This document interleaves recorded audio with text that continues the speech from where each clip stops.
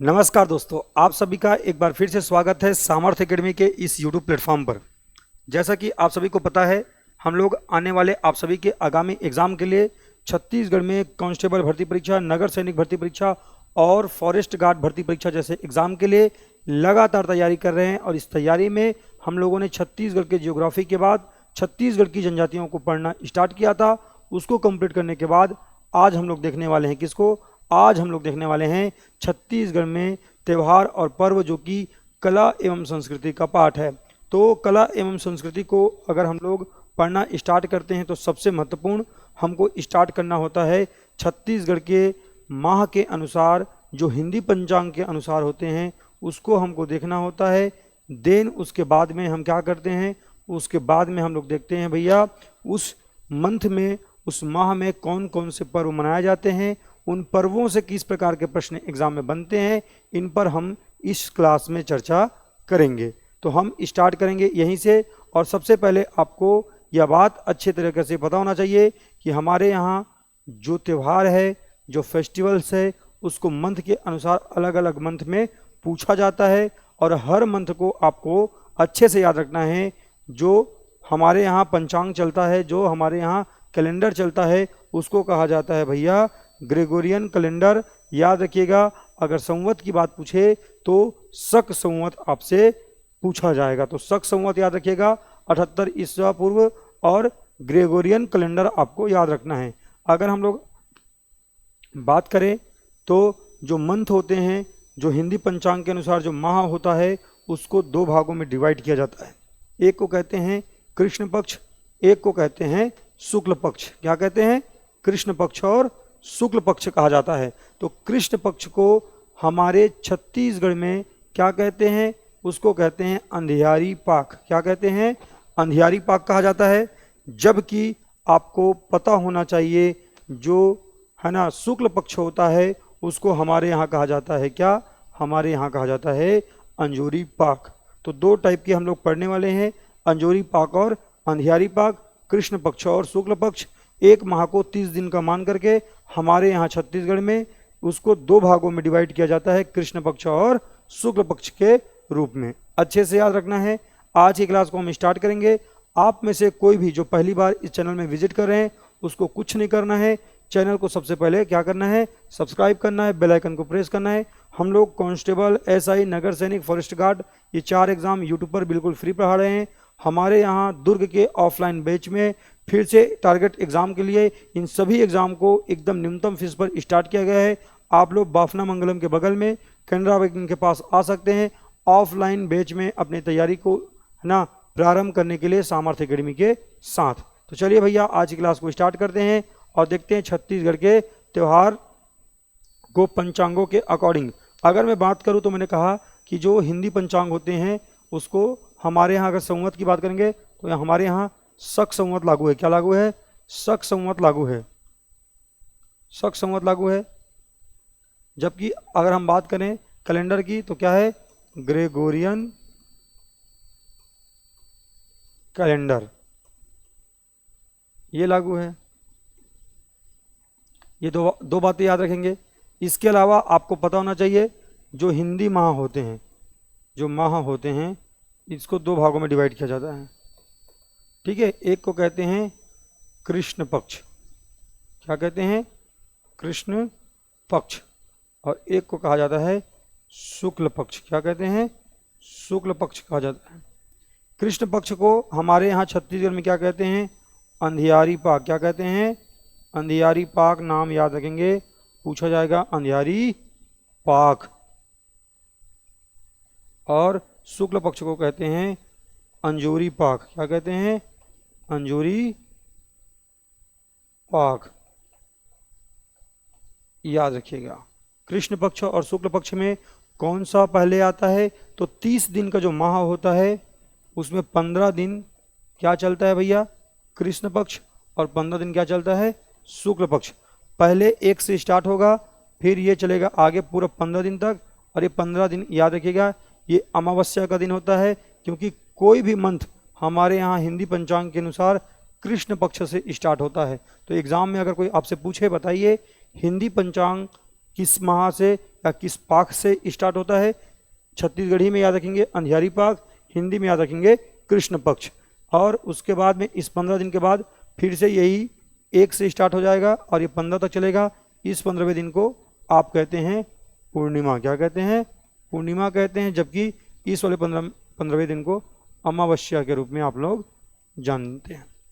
ठीक है, याद रखना है अच्छे से इस बात को। बेसिक बातें हैं परंतु एग्जाम में याद नहीं आती है, इसलिए आपको समझते हुए चलना है। आगे बढ़ें तो आपको मैं बताऊं तो अगर आपको देखना है तो देख सकते हैं। अब हिंदी पंचांग को आपको माह के नाम याद रखना है। उनके सीक्वेंस एग्जाम में पूछे जाते हैं। इनके सीक्वेंस को उसी क्रम में व्यवस्थित करने के लिए पूछा जाता है। तो सबसे पहले प्रश्न बनेगा, बताइए कि हमारे यहाँ सबसे पहला महीना कौन सा होता है हिंदी पंचांग के अनुसार, और सबसे आखिरी महीना कौन सा होता है हिंदी पंचांग के अनुसार। इस प्रकार से आपसे प्रश्न पूछा जा सकता है। तो आपको 4-4 के सेट में याद रखना है।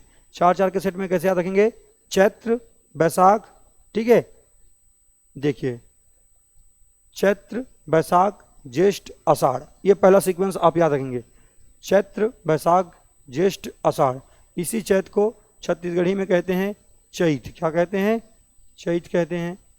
बैसाख को क्या कहते हैं? बैसाख कहते हैं। जबकि हम बात करें ज्येष्ठ या है ना, तो इसको जेठ कहते हैं। क्या कहते हैं? जेठ। और आषाढ़ को आषाढ़ी कहते हैं।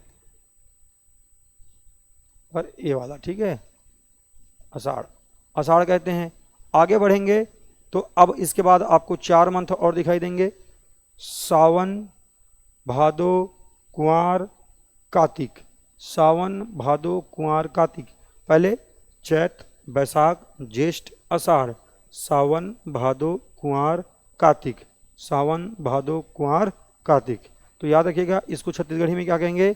सावन को सावन ही कहते हैं, इसको भादो कहेंगे, इसको कहते हैं कुंवार छत्तीसगढ़ी में, और कार्तिक को कहते हैं भैया कार्तिक। ये है कार्तिक को क्या कह देते हैं? कार्तिक कह दिया जाता है, याद रखिएगा। तो इसी सीक्वेंस में आपको याद रखना है। आगे देखेंगे तो आपको फिर याद रखिएगा 4 और मंथ के नाम, अघन, पौष, माघ, फागुन। अघन, पौष, माघ, फागुन। अच्छे से याद रखना है। तो इसको क्या कहते हैं? याद रखिएगा, यहाँ पर ये है अघन, पूष, माघ और फागुन। साइड में लिखा हुआ है परंतु मैं और लिख दे रहा हूँ क्योंकि ये छत्तीसगढ़ में किस प्रकार से कहा जाता है आपसे पूछा जा सकता है।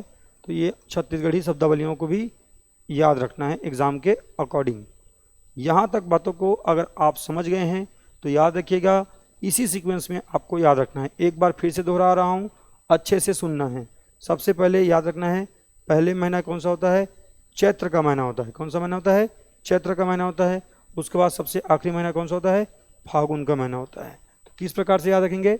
चैत, बैसाख, ज्येष्ठ, आषाढ़। ठीक है, आषाढ़ तक पहले 4 के सीक्वेंस में याद रखें। सावन, भाद्र, कुंवार, कार्तिक। सावन, भाद्र, कुंवार, कार्तिक। फिर उसके बाद अगहन, पौष, माघ, फागुन। इसी सीक्वेंस में आपको याद रखना है। ठीक है, चलिए बढ़ते हैं आगे। और अब इन माहों के अनुसार हिंदी पंचांग हमने देख लिया, हिंदी कैलेंडर हमने यहाँ पर देख लिया। 30 दिन में डिवाइड किया जाता है, कृष्ण पक्ष और शुक्ल पक्ष। कृष्ण पक्ष को कहते हैं अंधियारी पाक और शुक्ल पक्ष को कहते हैं भैया अंजोरी पाक। याद रहेगा। चलिए बढ़ते हैं। अब देखते हैं हम लोग देखते हैं चैत्र माह में मनाए जाने वाले प्रमुख पर्वों के बारे में। तो सबसे पहले आपको याद रखना है, चैत्र माह में शुक्ल पक्ष की अगर हम बात करते हैं चैत्र माह में, तो चैत्र माह के शुक्ल पक्ष में पहले दिन से लेकर के 9वें दिन तक, पहले से 9वें दिन तक क्या मनाया जाता है? मनाया जाता है हमारे यहाँ चैत्र नवमी के रूप में मनाया जाता है, जिसमें हमारे यहाँ छत्तीसगढ़ अंचल में जगह जगह पर आपको जोत जंवारा वाला घरों घर में दिखाई देता है। भैया सब घरों में क्या होता है? जोत जलवाया जाता है, जंवारा बोया जाता है और माता जी का गीत गाया जाता है। याद रखना है, जोत जंवारा गीत इसी माह में आपको ज़्यादातर छत्तीसगढ़ के अंचल में देखने को मिलता है, पहले दिन से लेकर के नवमी के दिन तक। और जब नवमी का दिन आ जाता है, शुक्ल पक्ष का नवमी आ जाता है, उसी दिन को किस रूप में सेलिब्रेट किया जाता है? राम नवमी के रूप में सेलिब्रेट किया जाता है। याद रखिएगा, यहाँ पर हमने बनाया है चैत्र पक्ष की नवमी को शुक्ल पक्ष के क्या मनाया जाता है? राम नवमी। यहाँ पर लिखा हुआ है हैप्पी राम नवमी। और इसी को क्या कह दिया जाता है? और इसी को कह दिया जाता है हिंदू नववर्ष। क्या कह देते हैं? हिंदू नववर्ष कह देते हैं। याद रखना है अच्छे से। तो क्या कहा मैंने कहा रामनवमी हिंदू नववर्ष। और ये वही रामनवमी है जिस दिन क्या होता है? हमारे यहाँ डभरा में लगता है मेला। कहाँ लगता है? डभरा में मेला का आयोजन होता है। अब आपको कमेंट करके बताना है ये डभरा नामक स्थान छत्तीसगढ़ के किस जिले में है वर्तमान में। ठीक है, डभरा में लगता है क्या?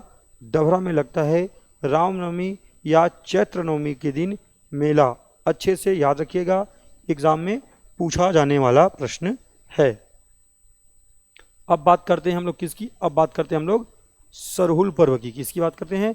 सरहुल पर्व की। तो आपको मैंने जनजाति पढ़ाते वक्त बताया था सरहुल पर्व किस जनजाति के द्वारा सेलिब्रेट किया जाता है। तो मैंने आपको बताया था छत्तीसगढ़ में सरहुल पर्व जो है चैत्र माह में, माह लिखने की आवश्यकता नहीं है क्योंकि यहाँ पर माह ऑलरेडी लिखा हुआ है। याद रखिएगा, चैत्र माह में सरहुल पर्व जो है उराव जनजाति, किस जनजाति के द्वारा?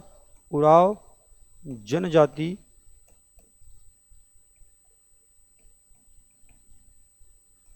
के द्वारा सेलिब्रेट किया जाता है। साल वृक्ष पर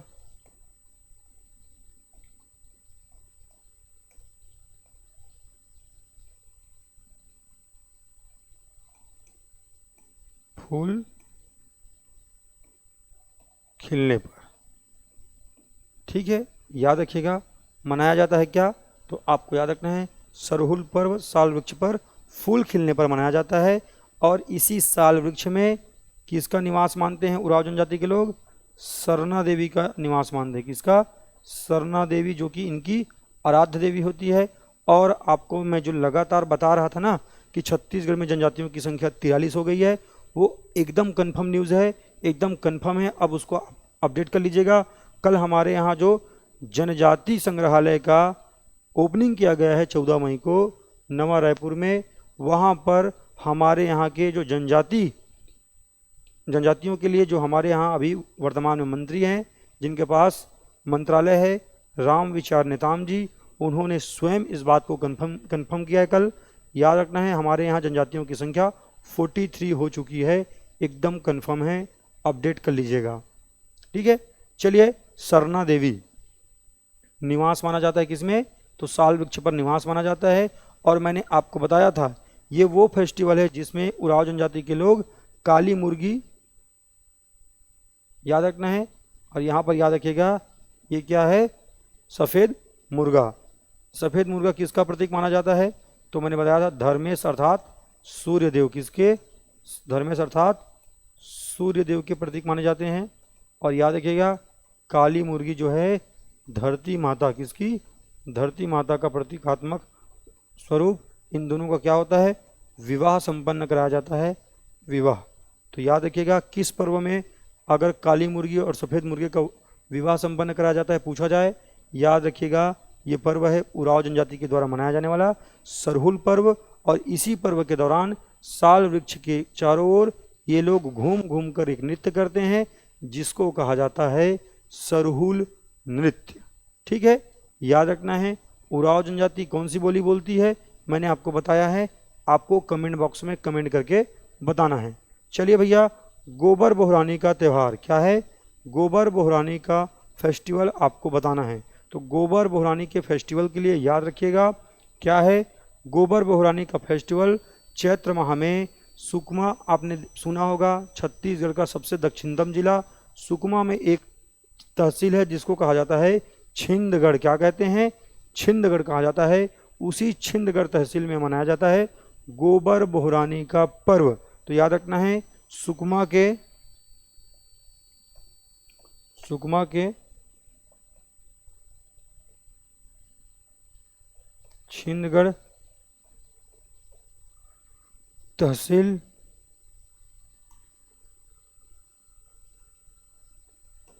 में मनाया जाता है। कौन सा पर्व? गोबर बोहरानी का पर्व। और यह पर्व कितने दिनों तक चलता है? याद रखिएगा 10 दिनों तक चलता है यह पर्व। कितने दिनों तक? 10 दिनों तक चलता है। 10 दिनों तक चलता है यह पर्व। याद रखना है इस पर्व में क्या होता है, तो आपको हम बता दें, इस पर्व में बेसिकली आपको जनजाति प्रवेश में जितने भी देवी देवताओं के स्थल होते हैं उनको कहा जाता है क्या? तो याद रखना है उनको कहा जाता है गुड़ी। क्या कहते हैं? गुड़ी। देवताओं की गुड़ी होती है, देवियों की गुड़ी होती है, तो इनके यहाँ जो देवगुड़ी होते हैं, देवगुड़ी, जहाँ पर ग्राम देवताओं को एक साथ रखा जाता है, देवगुड़ी के सामने ये लोग एक गड्ढा करते हैं। क्या करते हैं?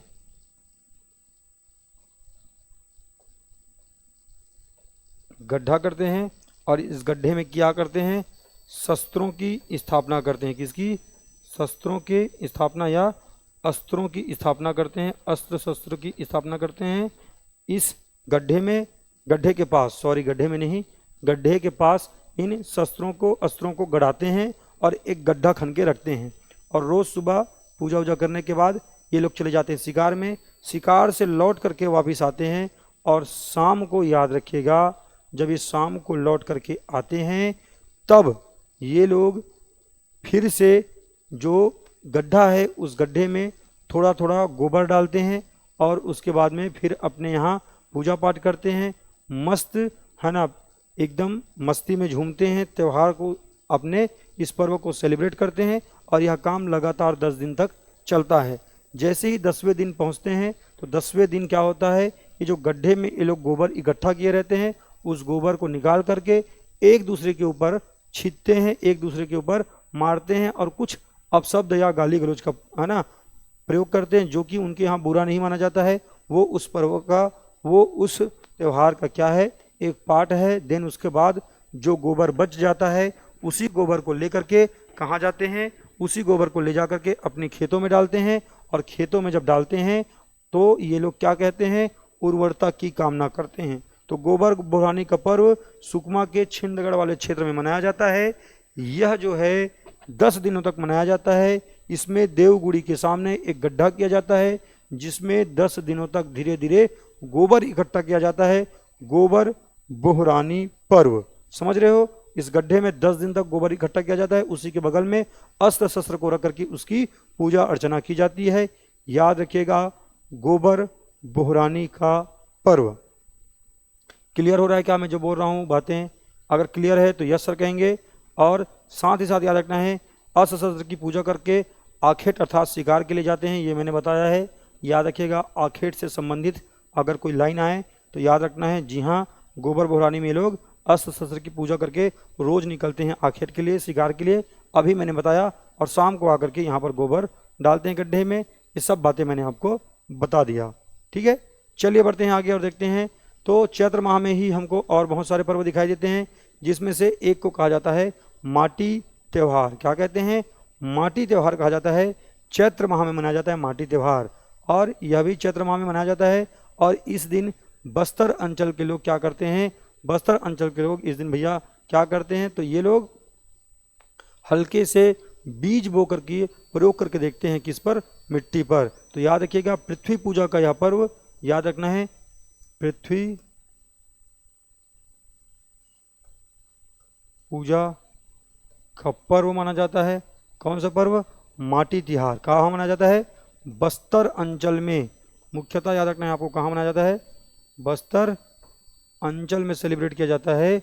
याद रखिएगा, कौन सा पर्व? माटी त्योहार, जिसका अन्य नाम क्या है? अन्य नाम है बीज पुटनी का पर्व। क्या नाम है? बीज पुटनी का पर्व। किसको कहा जाता है? माटी त्योहार को कहा जाता है। याद रखना, अच्छे से आपसे पूछा जाएगा।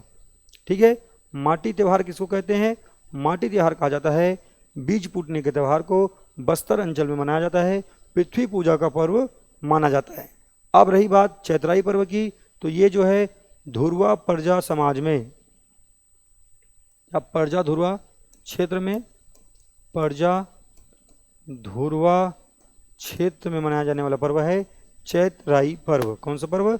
चैत्राई पर्व। इसमें जब चैत्र लिखा हुआ है इससे आपको पता होना चाहिए ये किस माह में मनाया जाएगा? चैत्र माह में मनाया जाएगा। पर्जा धुर्वा परिवेश में मनाया जाने वाला यह पर्व है। माना जाता है इस दिन सुअर और मुर्गे की बलि दी जाती है, याद रखना है। और इसी समय पर विश्व प्रसिद्ध धुर्वा नृत्य किया जाता है, याद रखना है। पर्जा और धुर्वा जनजाति, इसी को कहते हैं हम लोग पर्जा या धुर्वा जनजाति कहते हैं। ये जो होता है इसमें क्या होता है? सुअर और मुर्गे की बलि दी जाती है, ऐसा माना जाता है। और विश्व प्रसिद्ध धुर्वा नृत्य होता है इसी में, विश्व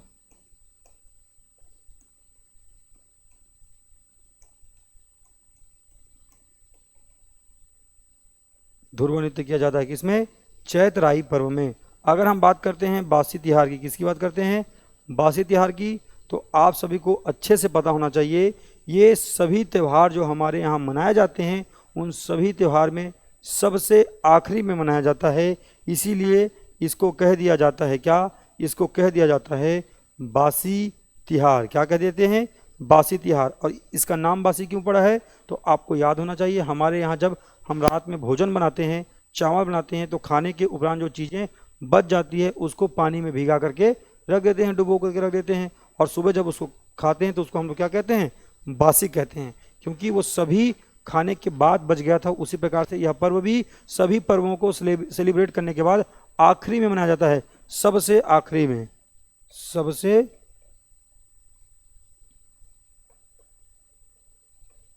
आखिरी में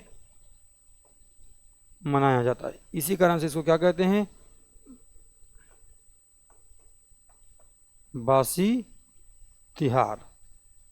ठीक है, बातों को दिमाग में रखना है अच्छे से। तो ये रहे चैत्र माह में जो आपको पर्व पूछे जाएंगे उनसे संबंधित चीज़ें। अब चलते हैं बैसाख माह में। तो बैसाख माह में अभी अभी आपने देखा था बैसाख माह के शुक्ल पक्ष तृतीया के दिन क्या मनाया जाता है? तो बैसाख माह के शुक्ल पक्ष तृतीया के दिन एक पर्व मनाया जाता है जिसको कहते हैं अक्षय तृतीया का पर्व। क्या कहते हैं? अक्षय तृतीया का पर्व कहा जाता है, याद रखना है। अक्षय तृतीया के पर्व को छत्तीसगढ़ अंचल में अक्ति त्योहार के नाम से जानते हैं। किसके नाम से जानते हैं? अक्ति त्योहार के नाम से जाना जाता है। और ऐसा माना जाता है इस दिन किया गया सभी कार्य शुभ फल देता है, आपको अच्छे फल देता है, ऐसा माना जाता है। अक्ति त्योहार के बारे में याद रखना है। अक्षय तृतीया अक्ति त्योहार कौन सा माह है? बैसाख माह शुक्ल पक्ष तृतीया माना जाता है। इसी दिन क्या मनाते हैं हमारे यहाँ छत्तीसगढ़ में? तो इसी दिन मनाया जाता है छत्तीसगढ़ में गुड्डा गुड़िया अर्थात पुत्रा पुत्री का विवाह करवाया जाता है, पुत्रा पुत्री। और इसी को कहते हैं भैया सीबीएसई वाले सुन लेंगे गुड्डा प्लस गुड़िया। क्या कहते हैं? तो गुड्डा गुड़िया का विवाह किस पर्व के दौरान सेलिब्रेट किया जाता है, मनाया जाता है? याद रखिएगा अक्षय तृतीया। कौन सा महीना है? बैसाख का शुक्ल पक्ष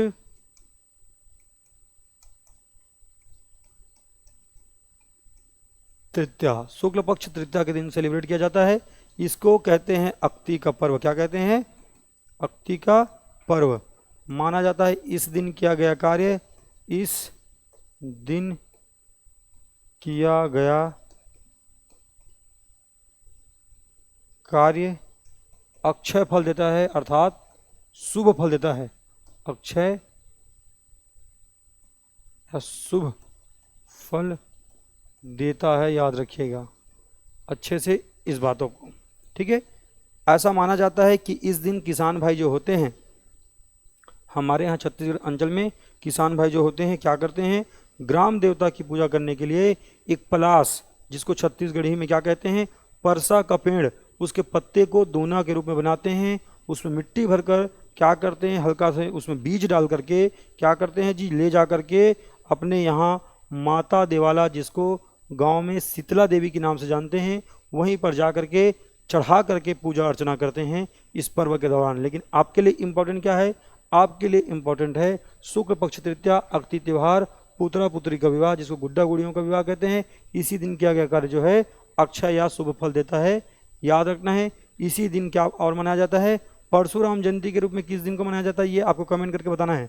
चलिए तो देखता हूँ परशुराम जयंती कब मनाया जाता है, आपको कमेंट करके बताना है। ठीक है।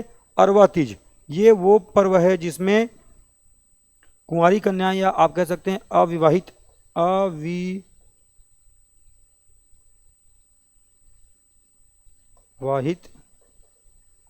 कन्याएं आम के डाल से, आम के, देखिए यहाँ पर पकड़ी हुई है आम के डाल को, है ना, आम के डाल से क्या करते हैं, मंडप बनाते हैं। मंडप कहने का मतलब क्या होता है, हमारे यहाँ छत्तीसगढ़ में विवाह के समय जो बनता है मंडप, उसमें आम का विशेष महत्व होता है, और इसको कहते हैं हम लोग छत्तीसगढ़ी में मड़वा। क्या कहते हैं, मड़वा। तो ये बनाते हैं किससे, मंडप बनाते हैं, आम के वृक्ष से मंडप बनाते हैं। उसके बाद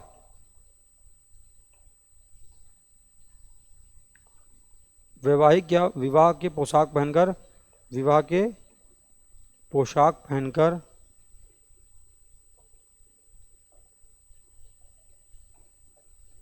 सभी वैवाहिक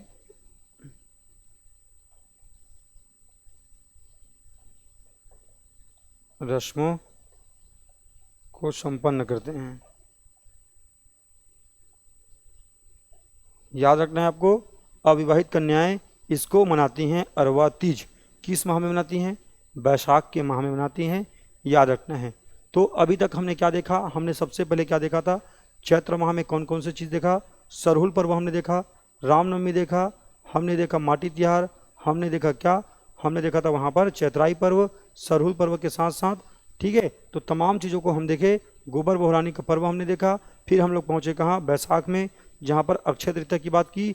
उसके बाद हमने क्या बात किया, अरवा तीज की बात। अब हम लोग कहाँ पहुँचेंगे, हम लोग पहुँचेंगे इसके बाद ज्येष्ठ माह में। ज्येष्ठ माह में दो प्रमुख पर्व हमको याद रखना है।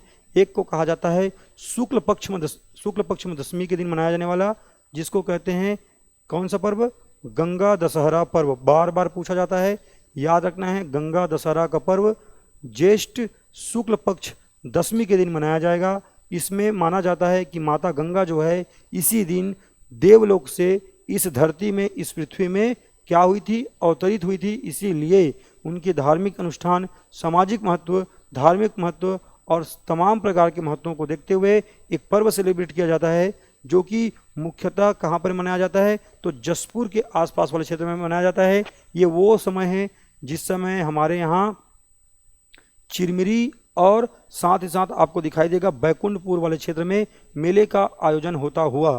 तो वो महीना याद रखना है, कौन सा महीना, ज्येष्ठ महीना। दिन याद रखना है, शुक्ल पक्ष में दशमी के दिन होता है कौन सा पर्व, तो गंगा दशहरा का पर्व। तो गंगा दशहरा का पर्व याद रखिएगा। यहाँ पर हमने इमेज के माध्यम से आपको बता दिया है, शुक्ल पक्ष दशमी के दिन, शुक्ल पक्ष दशमी के दिन क्या होता है भैया, तो गंगा दशहरा का पर्व मनाया जाता है शुक्ल पक्ष दशमी के दिन, याद रखिएगा।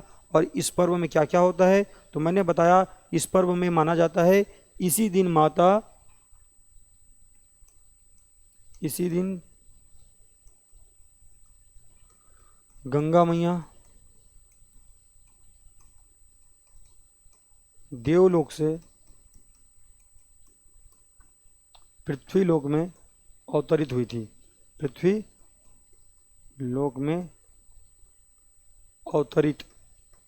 अवतरित हुई थी, ऐसा माना जाता है। याद रखना है गंगा दशहरा के बारे में। गंगा दशहरा को पूरे घर के लोग जाते हैं अपनी पत्नी, अपने बच्चों को लेकर के तालाबों में, और जा कर के स्नान करते हैं और अपने दीर्घायु की कामना करते हैं, अच्छे स्वास्थ्य की कामना करते हैं, पूजा पाठ करते हैं। याद रखिएगा, यह पर्व जो होता है ना, जल स्रोतों की महत्व को समझने के लिए और उसके धार्मिक, सामाजिक, आर्थिक महत्व को रेखांकित करने के लिए मनाया जाता है। जल स्रोतों की महत्ता को, जल स्रोतों के धार्मिक, आर्थिक और सामाजिक महत्ता को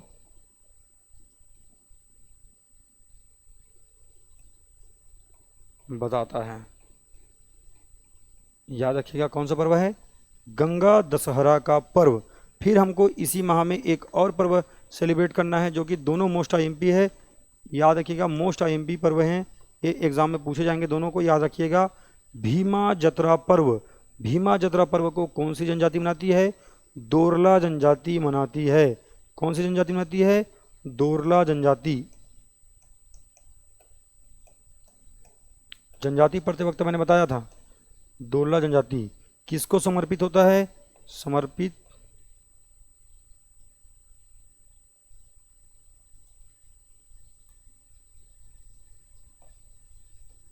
तो किसको समर्पित होता है, तो आपको पता ही होना चाहिए। मैंने आपको बताया था अच्छी वर्षा की कामना हेतु भीमा देव या भीमसेन देव को यह पर्व समर्पित होता है।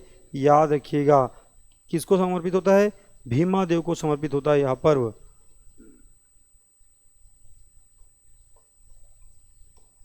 यहाँ पर नाम भी लिखा हुआ है भीमा जत्रा, इन्हीं के सामूहिक उत्सव का पर्व है भीमा जत्रा। भीमा देव को समर्पित होता है जो कि अच्छी कामना के लिए मनाया जाता है। क्या, अच्छी वर्षा की कामना के लिए, अच्छे वर्षा के कामना के लिए। याद रखिए किस लिए मनाया जाता है, अगर कोई पूछे आप कहेंगे अच्छे वर्षा की कामना के लिए दोरला परिवेश में मनाया जाता है भीमा जत्रा का पर्व। किस माह में, ज्येष्ठ माह में मनाया जाता है, याद रखना है। इसके अलावा आपसे पूछा जाएगा इसमें और क्या होता है, तो इसमें याद रखना है, ये देखिए हमने इमेज ला करके आपको बताने का प्रयास किया है। इस पर्व के दौरान मेढकी और मेढक का विवाह संपन्न कराया जाता है। क्या, विवाह संपन्न कराया जाता है। तो आपसे एग्जाम में पूछा जा सकता है, बताइए मेढकी विवाह का संबंध निम्नलिखित में से किस पर्व से है, तो आपसे पूछ लिया जाएगा गंगा दशहरा, भीमा जत्रा, गोबर बोरानी, चैत्राई पर्व। आपका जवाब हो जाएगा भीमा जत्रा का पर्व दोरला परिवेश में मनाया जाता है और इसमें अच्छी वर्षा की कामना के लिए भीमा देव को पूजा किया जाता है। भीमा देव को वहाँ पर जाकर के क्या किया जाता है भाई, अनुनय विनय किया जाता है और अच्छी खुशहाली की कामना की जाती है और अपने विघ्नों को दूर करने की बात की जाती है। भीमा जत्रा पर्व याद रखना है, मेढका मेढकी विवाह इसी दिन संपन्न होता है। यहाँ पर आपको मैंने बोला और लिखना हमने छोड़ दिया था, याद रखना है इस समय चिरमिरी प्लस बैकुंठपुर वाले क्षेत्रों में मेला का आयोजन होता है, क्षेत्रों में मेला। अब इससे आपको याद हो जाएगा कब, गंगा दशहरा के आसपास मेले का आयोजन होता है। इससे आप चीज़ों को बेहद आसानी से याद रख सकते हैं। चलिए आगे बढ़ते हैं, एक और देख लेते हैं आषाढ़ माह का। आषाढ़ माह में अगर हम आएंगे तो हमको देखने को मिलता है क्या, गोंचा पर्व। क्या दिखाई देता है, गोंचा पर्व। गोंचा पर्व की बात करते हैं तो इसका नामकरण जो है गुंडचा देवी के नाम पर हुआ है। किसके नाम पर हुआ है, नामकरण गुंडाचा देवी के नाम पर, नाम क्या पड़ गया है, गोंचा। क्या पड़ गया है, गोंचा। याद रखिएगा बस्तर क्षेत्र में मनाया जाता है आषाढ़ शुक्ल पक्ष द्वितीया के दिन। क्या मनाया जाता है, आषाढ़ शुक्ल पक्ष द्वितीया के दिन, आषाढ़ शुक्ल पक्ष।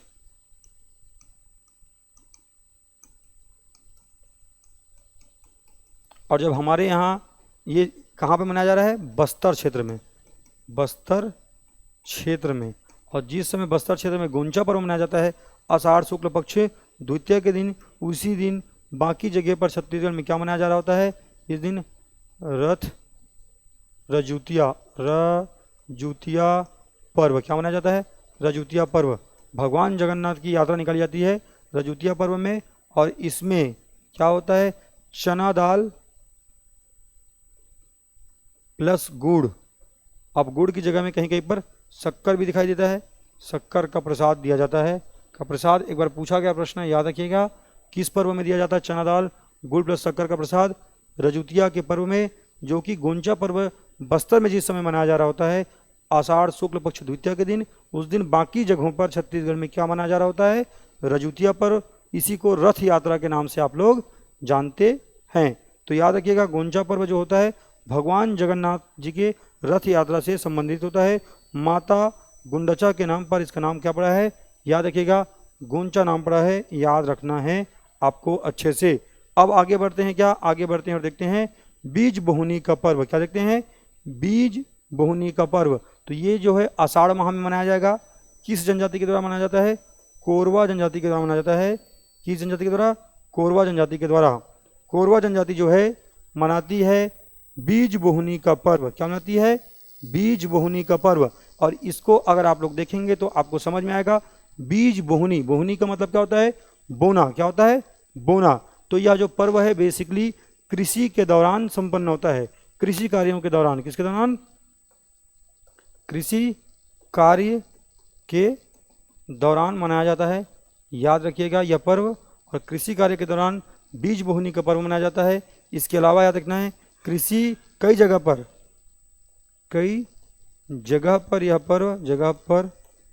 यह पर्व बीज बोने से पहले भी मनाया जाता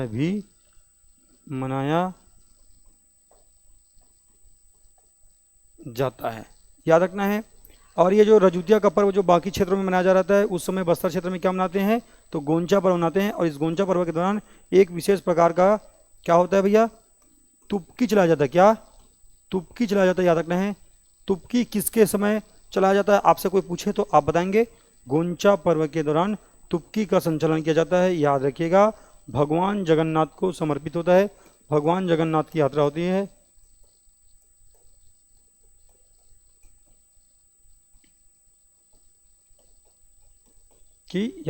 शोभा यात्रा होती है गोंचा पर्व।